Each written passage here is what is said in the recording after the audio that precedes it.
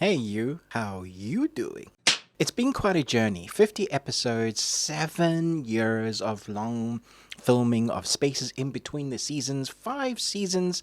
Joel's story is now complete. But did you enjoy season 5 with what they did with it? Let's talk about it. So we get 10 episodes, about 50 minutes apiece, and Joel Goldberg, played by Penn Bagley, is back doing the thing that he does best. Falling in love with a woman hard, then finding some flaw about her. His psychosis kicks in and he wants to do away with her because he finds the next you. And that's a tried and tested formula that we've had throughout the seasons, creating amazing shenanigans of people being written off in very creative ways. And that's the same that we get here. 10 episodes of Joe Goldberg doing his best monologues versions of gaslighting every woman he meets and then trying to twist their mind into making them think that he is a God's gift to women. And it's an interesting dynamic that we have here, because when you have shows about serial killers, some shows make you want to relate to their characters. For example, the Dexter TV series about a serial killer who kills serial killers. He is the anti-hero. He is the hero because he's taking out baddies, but using his evil powers for good. And that's why people can relate to that story. Great writing, great acting. Here we have Joel Goldberg, who seemingly isn't a good guy, and yet, because of his psychosis, he continues to believe that the decisions he's made are the right ones, even though he ends up putting women in glass boxes for most of the seasons. And so you don't really root for him. But at the same time, the writing is skewed because you want to see what other trouble he gets himself into. If you're still involved, like if you're still watching in season 5, then you're in for the ride. You know exactly what Penn Bagley is going to bring to the character. But I do have to say that he shines in this season. There's a couple of monologues from this character when we really get to see the inside of his psyche. I think it's episode 9 and 10, where he has a bit of a monologue, but like screaming and shouting, very emotional, that he brings to the front of what's been driving this character for so long. Really gets to play with his character. Then we have Charlotte Ritchie, who's been his wife, Kate Galvin, since season 4 and now into 5. And, she knew the monster he was, but to a certain extent. With that coming to light, because all bets are off now because it's the final season, we really get to see how she comes alive as well. And she has some phenomenal acting moments against Penn Bagley's character, Joe Goldberg. These monologues are fine. They're fun. They're really great to see. But I think for me, the outstanding actor in this season, without a doubt, has to be, and I'm just scrolling through to get her name right, Anna Camp, who plays Maddie Lockwood, plays both Lockwood sister twins. And she's a character that you instantly love to hate, one of the twins, and the other one is that ditzy character you think. But their characters are so much deeper than they let on initially in the beginning. And so when we get to see who these characters are, you really start to understand what makes them tick, not necessarily liking them. And that's been the crux of 99% of this series. And I think that's basically why a lot of people keep watching, because although Joel Goldberg is a serial killer, he's often, and this is a weird thing to say, he's often not the most evil thing in the room. So some of the people that he's killed along the way definitely deserve to be taken out. They are just like the worst of the worst. And it feels like, as a storytelling device, they're saying that evil attracts evil, or sucky people attract sucky people. And so Joel Goldberg, why am I struggling with his name? Let's just call him Joe. So Joe really struggles with finding people that are decent. And so everybody in his wake, where he finds himself in amongst the worst of the worst, you can't help but root for him to take some of these people out. And that's the same case here. There are very few people that are decent in this series.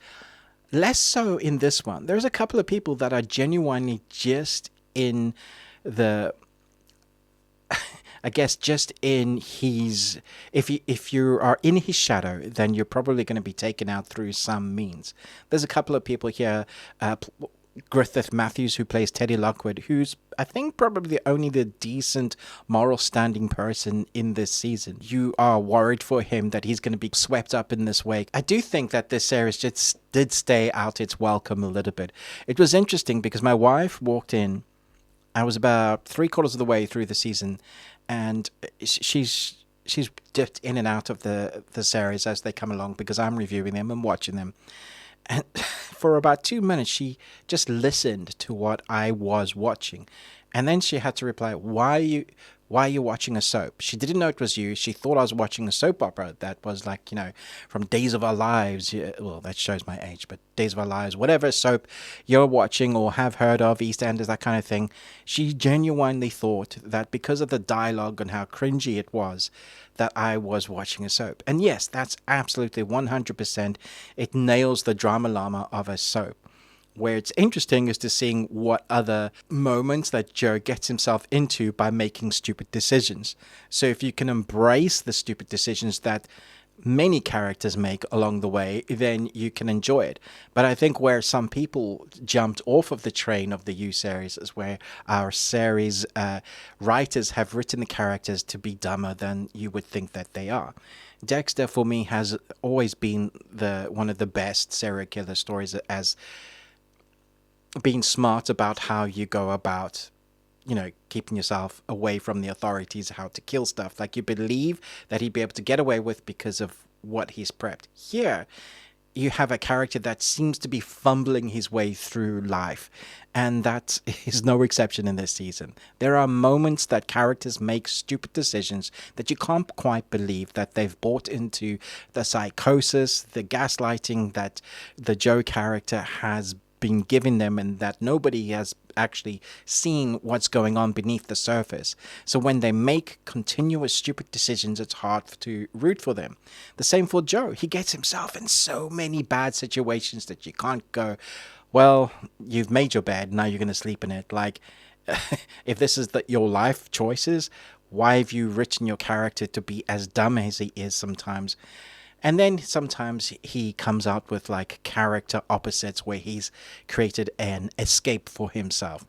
Now, those moments are interesting, but they do feel like the character is up and down. The writing for his character is sometimes nuanced, really smart, and his monologues that he comes out with, the narration that we get constantly with his character as we hear his inner monologue thoughts, is interesting, and often is why I keep watching, because it's funny. He's genuinely just mad, and you're like, wow, this dude is gone. And the things he says is often like your deepest, darkest thoughts of what you thought about could happen in that moment, but with him, he would be the one that would act on it. And so you get those moments where you hear the inner psyche thoughts, and then you get the opposite where you're like, why is he being so stupid? And that's just down to the writing. That's not the actors, because the actors have done a fantastic job. I know that this comes from the books, or adapted at least. I would love to know if you've read the books. Let me know what if Joe comes across as really smart and clever, if he finds himself in these circumstances because he's taking chances or making stupid decisions. I'd love to know, because throughout this series, even though I've been watching since season 1, that for me has been the biggest drawback. It's been about how these characters find themselves in these stupid places because of making stupid decisions. Not just Joe, but pretty much people around the board. But you love to see the drama and the stupid things they get up to, and I loved the way this series ended. Mostly. But the way this ended feels forced somewhat. They needed this character to do this for justice to be served. And that's fine, but I think it would have played better if it had ended the way it started off, like it was showing us it was going to go. I don't know. Let me know your thoughts about the ending. Which has been your favorite season so far? I think my favorite lady of his that he fell in love with, that Joe fell in love with hard with, was Love Quinn. I think their dynamic on screen was explosive. You couldn't help but be entertained by what was being presented on screen. Phenomenal acting, great writing, and you wondered where this was going to go. It could have gone in many places, and I think fans were a little bit disappointed when that character didn't get to come back because, with Joe they don't last very long. The thing I found most entertaining about this season was it was a callback to most of the other characters, even the ones that have been passed away through flashbacks or, moments that we saw them in the previous seasons. It was a nice kind of wrapping up, a rounding of what has happened. So even though some of the character motivations for me weren't written as best as I would have liked them to have been, the way the story was written to be finalized, even though the ending I didn't absolutely love, the characters that we get to see return in one way or another felt like a real kind of remember when? Do you remember?